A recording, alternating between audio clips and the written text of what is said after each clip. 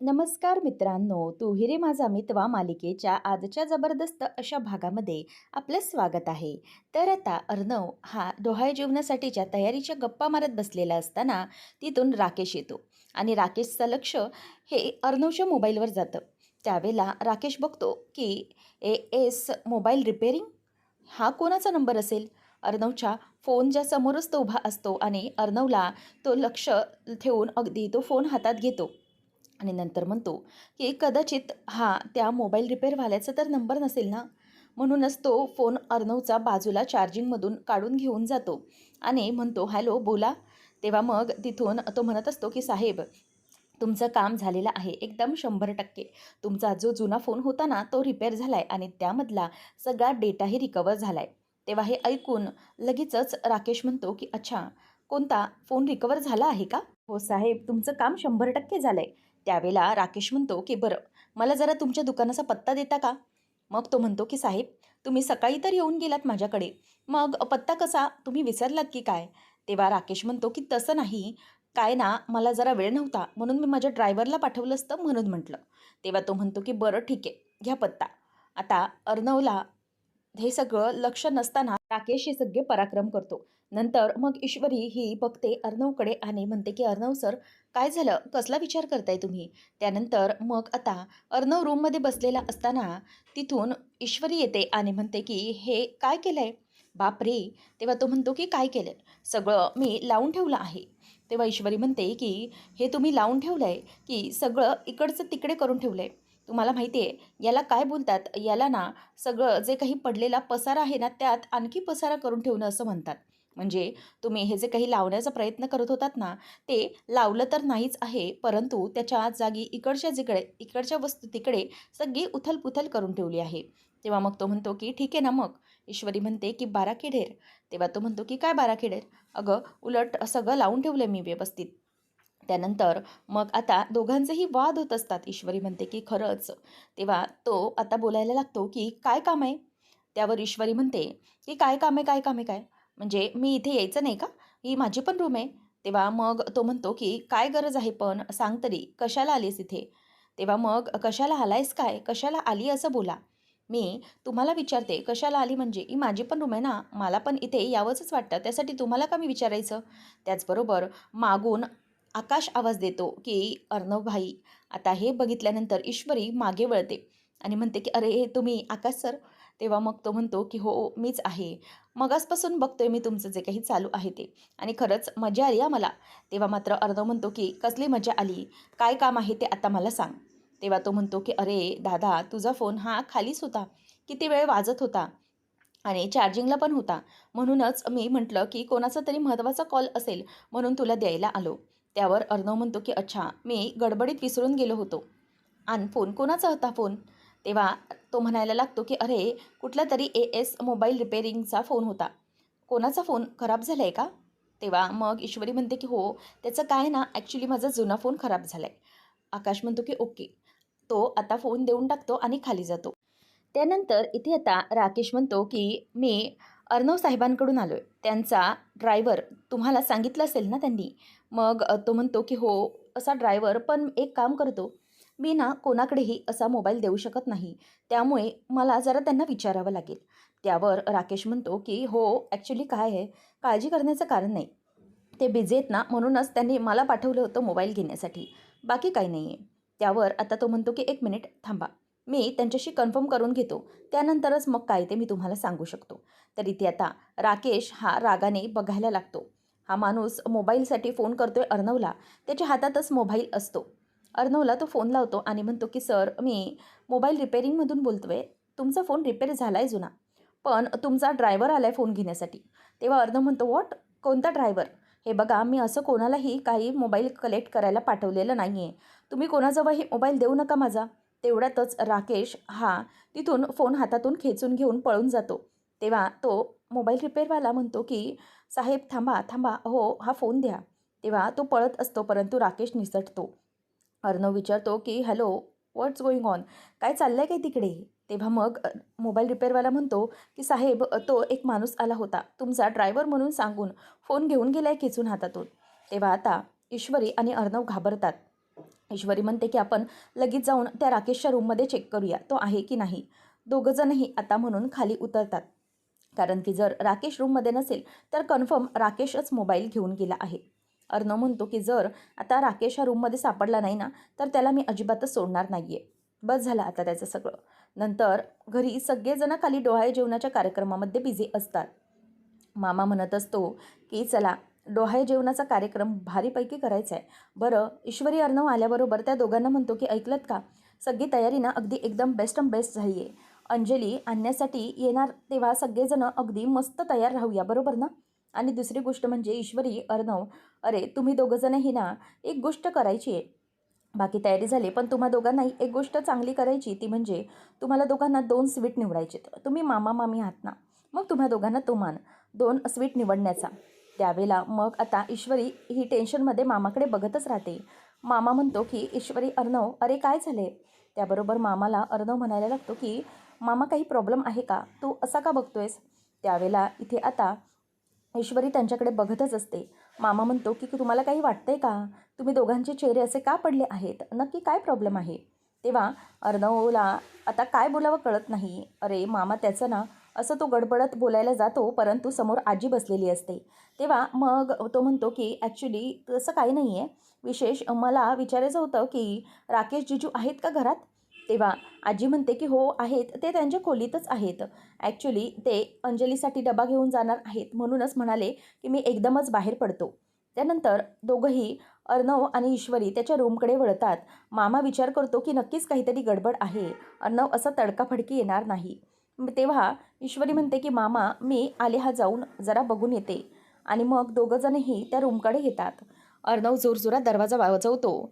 लवकर दरवाजा उघडा राकेश जीजू, दरवाजा उघड राकेश, असं जोरात तो ओरडत असतो. पण तो दरवाजा उघडत नाही. ईश्वरी म्हणते की हा दरवाजा लॉक कसा काय असेल. तेवढ्यातच राकेश येऊन पटकन दरवाजा उघडतो आणि तो अगदी व्यवस्थित, म्हणजे त्याच्या अंगावर कपडेही नसतात, तो व्यवस्थित अगदी झोपून उठल्यासारखा आलेला असतो. तेव्हा मग ईश्वरी ही बघते आणि जरा गप्प बसते. राकेश म्हणतो की अरे काय चाललंय का अर्णव, अरे इतक्या सकाळी सकाळी इतक्या दरवाजावरती जोरजोरात का आपटतोयस. अरे माणूस काहीतरी आतमध्ये करत असेल, काय झालं तुला. तेव्हा मग अर्णव आतमध्ये जातो आणि त्याला म्हणतो की हे काय, तू कुठे होतास. तेव्हा तो सांगतो की अरे असं काय करतोस अर्णव, कुठे होतास म्हणजे काय विचारतो.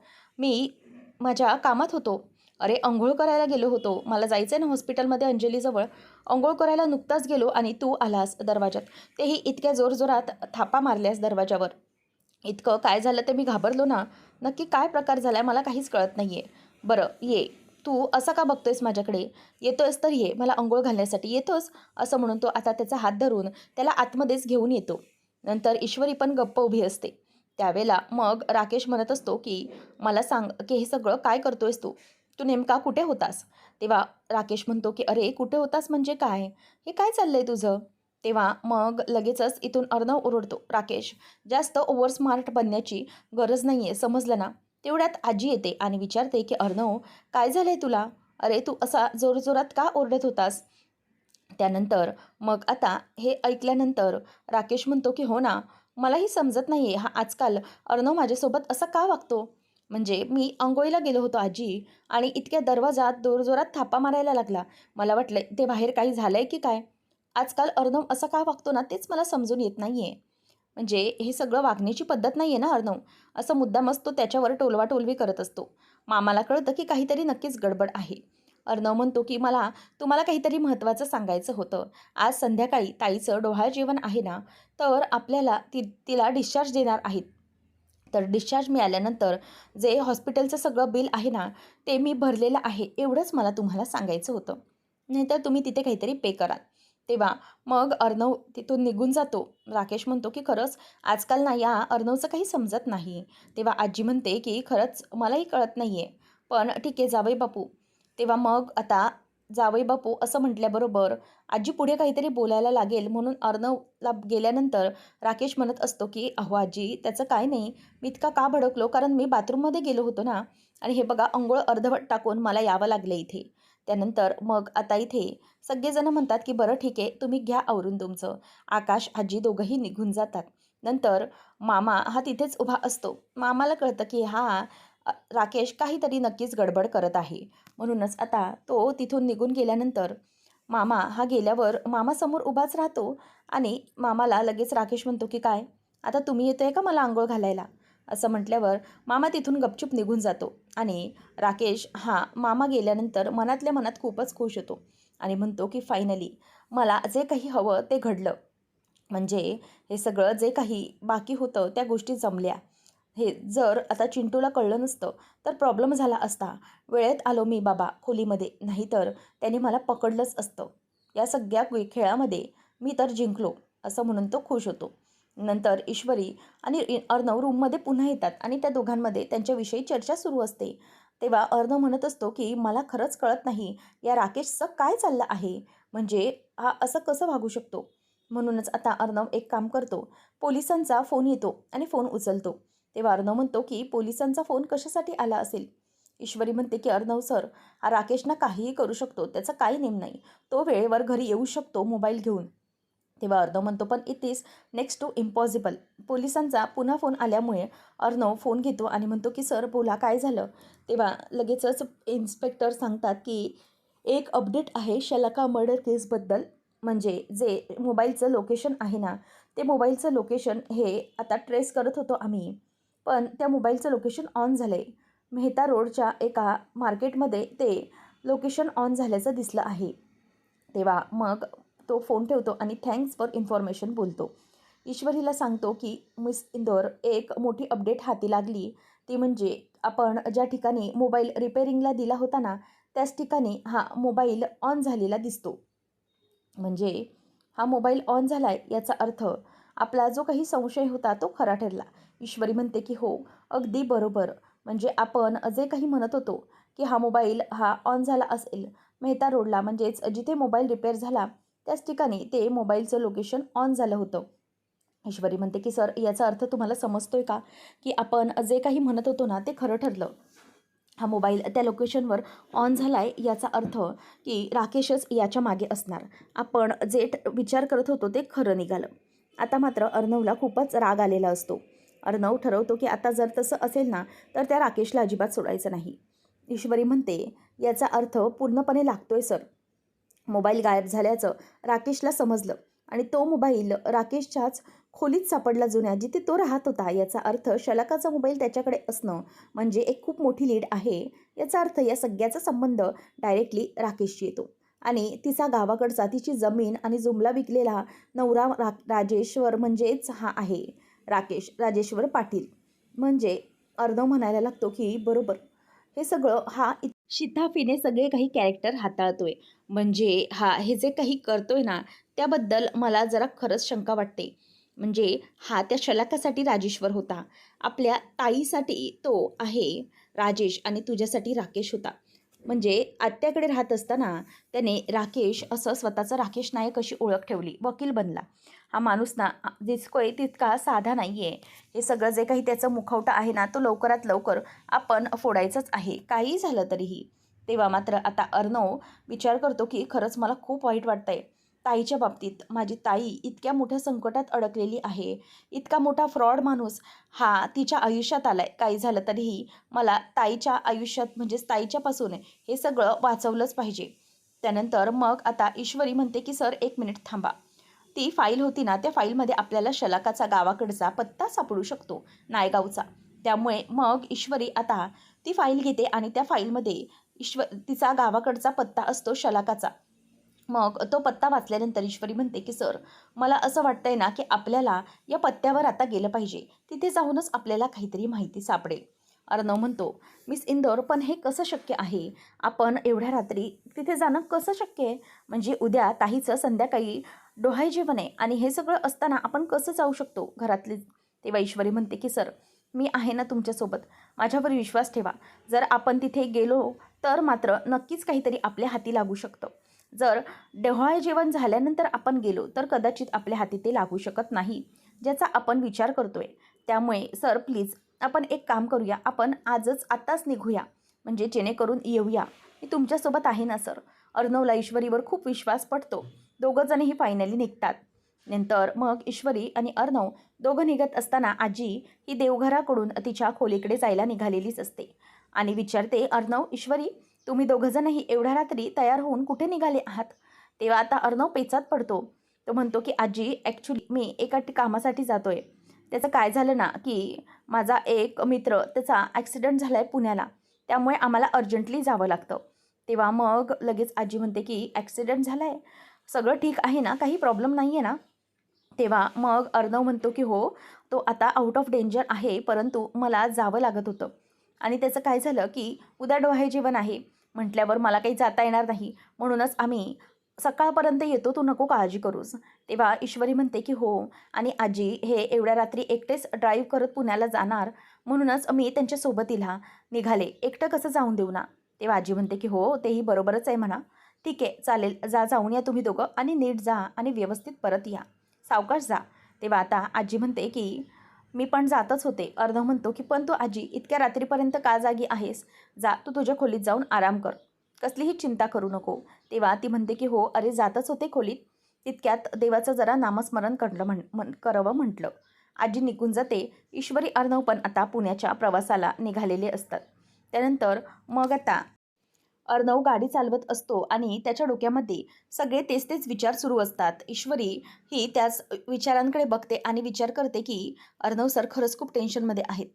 गाडी चालवताना अर्णव म्हणत असतो की मला खरंच या गोष्टीचा खूप राग येतोय. ईश्वरी, माझी ताई या सगळ्यामध्ये कशी अडकली? मला खरंच याचाच पश्चाताप होतोय की ज्यावेळेला ताईचं लग्न केलं तेव्हा त्यावेळेला या माणसाची सगळी का नाही चौकशी केली मी? का हे सगळं इतकं लाईटली घेतलं? आता इतकं वर पोचलं हे सगळं प्रकरण की माझी ताई आता त्याच नीच माणसापासून प्रेग्नेंट आहे. माझ्या ताईचं बाळ हे त्या माणसाचं आहे, जो इतका नालायक आहे, खूनी माणूस आहे. आणि त्या माणसाकडून, त्या नीच माणसाकडून ताईचं बाळ हे जन्माला येते. त्या बाळाला त्याचं नाव बाप म्हणून लागणार आहे. मला खरंच याचा खूप राग येतोय. म्हणजे मी काहीच करू शकत नाही ना, असं वाटतंय मला. अगदी हतबल झाल्यासारखं वाटतंय. तेव्हा ईश्वरी म्हणते की सर, हे बघा, तुम्ही प्लीज या सगळ्या गोष्टीचा नका विचार करू. सगळं काही व्यवस्थित होईल. तुम्ही टेन्शन घेऊ नका. तेव्हा तो म्हणतो की कसं टेन्शन नको घेऊ? ह्याचं ऐकल्यानंतर ना माझी तळपायाची आग मस्तकामध्ये जाते. ताईच्या बाबतीत मी खरंच विचार केला पाहिजे होता. तिचं लग्न करताना या माणसाची चौकशी केली पाहिजे होती. त्याशिवाय हा खूप मोठा प्रॉब्लेम होऊन बसलाय, असं आता अर्णव विचार करत असतो. ईश्वरी म्हणते की सर, तुम्ही प्लीज शांत व्हा. तो म्हणतो की कसा शांत होऊ मी मिस इंदोर? मला या सगळ्याचा ना खूप राग येतोय. खरंच कळत नाहीये. तेव्हा ईश्वरी म्हणते की सर, हे बघा, प्लीज असा विचार करू नका. सगळं काही होईल ना व्यवस्थित. तेव्हा मग अर्णव मात्र अगदी टेन्स होऊन गाडी चालवत असतो. ईश्वरी त्याच्याकडे बघून म्हणते की सर, अशीच जर गाडी चालवत राहिले ना तर मात्र त्यांचा मूड खराबच राहील, आणि जर मूड खराब असताना ड्राईव्ह केलं तर उगीचच नको ते घडत बसेल. त्यामुळे मला असं वाटतं की सध्या तरी मला अर्णव सरांचा मूड ठीक केला पाहिजे, आणि ते केल्याशिवाय अर्णव सर काही खुश होणार नाहीत आणि ते व्यवस्थितपणे गाडी आनंदाने चालवणार नाहीत आणि आम्ही नीट पोचणार नाही. अर्णव हा ईश्वरीला थांबवतो की तू मला प्लीज काहीच बोलण्याचा प्रयत्न करू नको. पण ईश्वरीला तर माहीत असतं की अर्णवचा मूड कसा आहे, त्यामुळे ती आता काहीच बोलत नसते. अर्णव म्हणतो की काय झालं आता? तेव्हा ईश्वरी म्हणते की सर, मला जरा 2 मिनिट द्याल का? प्लीज जरा इथे गाडी थांबवा. अर्णव म्हणतो, मिस इंदोर, कशासाठी? अगं, आपल्याला लवकरात लवकर पोचायचं आहे. म्हणजे काय ना, आपल्याला जर आपण वेळेत पोचलो नाही तर लवकर कसं येऊ शकतो? त्यात उद्या ताईचं बेबी शॉवर आहे. तेव्हा ईश्वरी म्हणते की सर, फक्त 10च मिनटं इथे बाजूला थांबवा ना. म्हणजे समोर बघा, चहावाला आहे, तिथे आपण मस्तपैकी गरम गरम चहा पिऊया. म्हणजे कसं आहे ना, आपलं डोकं अगदी व्यवस्थितपणे फास्ट चालेल. तेव्हा तो म्हणतो, तुला कळतंय तू काय बोलतेस? अगं, आपल्याकडे आधीच वेळ कमी आहे आणि त्यात इथे तिथे टाईमपास करण्यात तो वेळ का घालवायचा? ईश्वरी म्हणते फक्त 10 मिनिट, चला ना, मी म्हणते म्हणून. तेव्हा मग अर्णव तिचं ऐकतो आणि तिच्यासोबत तिथे येतो. आता अर्णव म्हणतो, या मिस इंदोरचं आता काहीच सांगता येत नाही आहे. म्हणूनच मग तो तिच्याबरोबर येऊन बसतो आणि ईश्वरी तो बाजूला बसलेला असतानाही अजूनच विचारातच गुम आहे हे तिला दिसतं. ईश्वरी म्हणते की भैया, एक काम कर ना, कॉफी मिलेगा ना? तेव्हा तो म्हणतो की हाँ मैडम, मिलेगा. मग ती म्हणते की बरं, एक काम करो, फिर दो कॉफ़ी दे दो. एक काम करो, एक जैसा नॉर्मल कॉफ़ी रहता है मीठा, वैसे, और एक कॉफ़ी अलग है. ईश्वरी म्हणते की सरांचा मूड ठीक करण्यासाठी त्यांची ब्लॅक कॉफीच चांगलं काम करू शकते. आणि एक म्हणजे ब्लॅक कॉफी आणि दुसरी म्हणजे माझी अनलिमिटेड बडबड. जरीही माझी बडबड ऐकली तरीही त्यांचा मूड ठीक होईल. हा माझ्यावर जरासे ओरडतील, पण नक्कीच व्यवस्थित होतील कारण की माझी बडबड जे ऐकणार आहेत. ईश्वरी म्हणते, की एक काम कर ना हां, आप एक कॉफ़ी तो बनाना नॉर्मल, पर ये जो सर आहे ना, उनको ब्लॅक कॉफ़ी पसंद है, आपको पता है? तेव्हा तो म्हणतो, की "हाँ मैडम." तेव्हा ती म्हणते, की "नहीं, वैसा ब्लैक कॉफ़ी नहीं, इनका जो ब्लैक कॉफ़ी है ना, उनका नाम है पानसठ ब्लैक कॉफ़ी। तो वो ब्लैक कॉफ़ी में क्या होता है, पानी बहुत सारा और कॉफ़ी भी उससे ज़्यादा, एकदम कड़वा-कड़वा। ऐसा कॉफ़ी जो पीने के बाद नॉर्मल हमारे जैसा आदमी बोले की जहर दे दिया है, इससे बेकार है." तेव्हा आता अर्धव मात्र तोंड वाकडं करत असतो. तेव्हा मग इथे ईश्वरी येते आणि म्हणते की "अभी मैं आपको वो एएसआर स्पेशल कॉफ़ी की रेसिपी बताती हूँ और ऐसी कॉफ़ी आप पियोगे ना, मतलब दूसरों को पिलाओगे, तो आपका जो धंधा है, आपका धंधा दिन ब दिन बढ़ता जाएगा और इतने लोग जमा होंगे, स्पेशल कॉफ़ी है ना एएसआर स्पेशल, इसलिए." तेव्हा मग अर्णव तिच्याकडे बघतच राहतो आणि मग ती म्हणते की "भैया, आपके पास दूसरा कुछ है, मतलब बनाने के लिए?" तेव्हा मग तो दुसरा टोप देतो आणि ईश्वरी गॅसवर ठेवते. मग तो म्हणतो की "क्या करना है ना, इसमें बहुत सारा पानी डालना है." तेव्हा मग अर्णव तिच्याकडे बघून म्हणतो की "काय म्हणजे तुझी ही ब्लॅक कॉफी काय तुझ्या बडबडनेच चालणार होय का? उकळणार आहे का? अगं गॅस तरी पेटव." ईश्वरी म्हणते की "अरे भगवान! गॅसच नाही पेटवला. भैया गॅस ऑन करो." तेव्हा मग ती त्याला शेगडी ऑन करायला सांगते आणि मग सुरुवात करते. म्हणते की "जो इसमें कॉफ़ी पाउडर है ना, वो भी एकदम ज़्यादा चाहिए. पानी ज़्यादा तो उससे कॉफ़ी पाउडर भी ज़्यादा." आणि नंतर मग ईश्वरी ते करायला जात असताना मुद्दामच तिला भाजलं, "आई, आई गं, मला भाजलं," असं बोलायला लागते. तेवढ्यातच अर्णव तिथून येतो आणि म्हणतो की "हे काय आहे तुझं मिसिंदोर? तुला बघून काम करता येत नाही का?" आणि तो तिच्यावर ओरडतो. तेवढ्यातच ईश्वरी त्याच्याकडे बघत असते आणि अर्णव म्हणतो, "काय झालं?" ईश्वरी आता हात बघतच राहते. पुढच्या भागात आपण पाहणार आहोत, अर्णव ईश्वरी हे त्या शलाकाच्या नातेवाईकांकडे पोहोचलेले असतात. तेव्हा शलाकाचे ते नातेवाईक त्यांना ईश्वरी विचारते, की "तुम्ही शलाका पाटील हिला ओळखता का?" ते काहीच उत्तर देत नसतात. ईश्वरी म्हणते, की "शलाका पाटील यांचा खून झालेला आहे, त्यामुळे प्लीज तुम्हाला जर काही माहीत असेल तर प्लीज सांगा." तेव्हा मात्र आता शलाकाची जी कोणी आहे आई किंवा जी बहीण ती रडायला लागते आणि ती रडत-रडतच त्यांच्याकडे बघत असते. शलाका वारली म्हणून. त्यानंतर मग आता जो तिचा नवरा असतो त्याला अर्णव फोटो दाखवत म्हणतो, की "बघा, याला तुम्ही ओळखता का? हा आहे राजेश्वर पाटील. तुम्ही याला ओळखता का?" असं म्हटल्यावर ते दोघंजणही आता गप्प बसतात.